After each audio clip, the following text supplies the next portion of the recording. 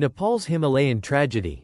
How a glacier collapse turned into a disaster. Water became mixed with mud, rocks and broken material, producing a powerful debris flow that raced downstream through narrow Himalayan valleys. In some locations, river levels rose dramatically in a matter of minutes.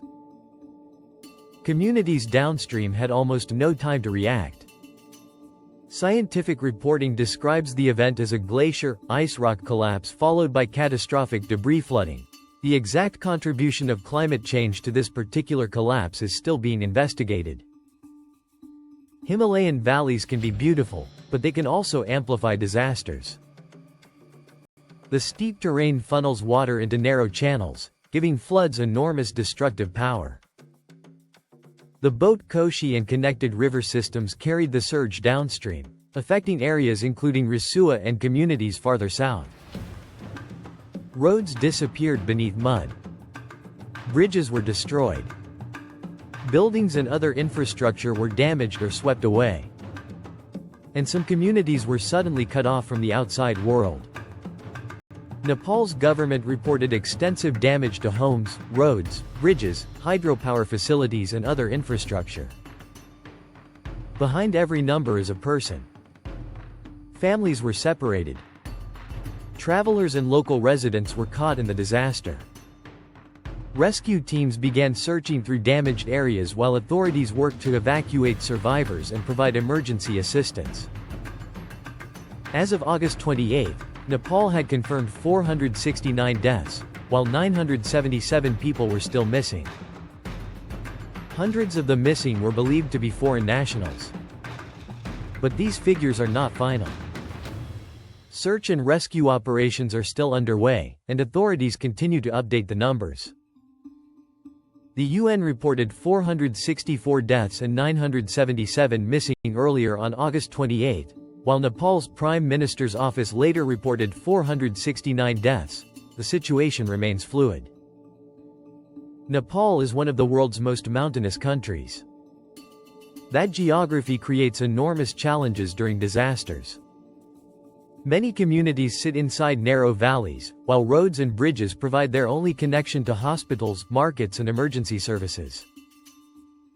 When a major bridge disappears, an entire community can effectively become isolated. And when a flood arrives within minutes, even the best emergency plan can be difficult to execute. There is another question scientists are watching closely: climate change. The Hindu Kush Himalaya region is warming rapidly, and glaciers across the region are retreating. Warmer conditions can contribute to glacier melt, permafrost degradation and changes in mountain stability. That does not mean climate change alone caused this specific disaster. Scientists are still studying the exact chain of events. But the broader warning is clear: as the Himalayas change, communities living downstream may face new and potentially increasing risks.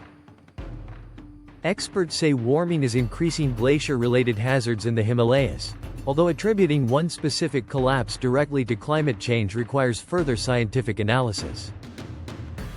And the danger hasn't completely disappeared. Floods can leave behind unstable deposits and temporary barriers that can create new risks downstream.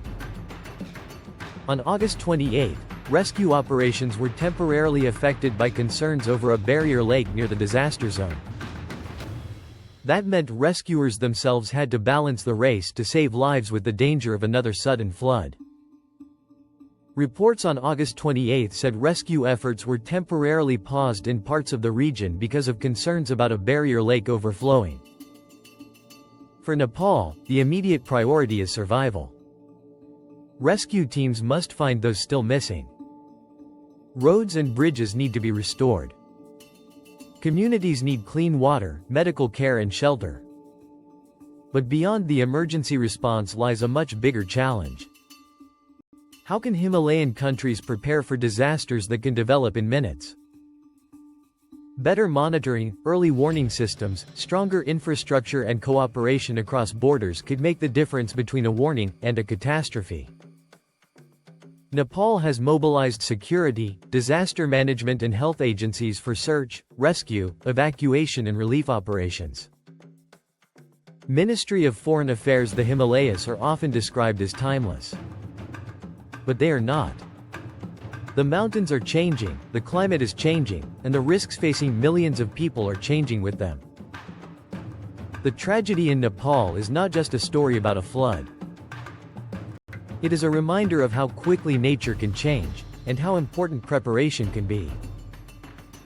Our thoughts are with everyone affected by this disaster, and with the families still waiting for news of their loved ones. Stay informed. Stay curious.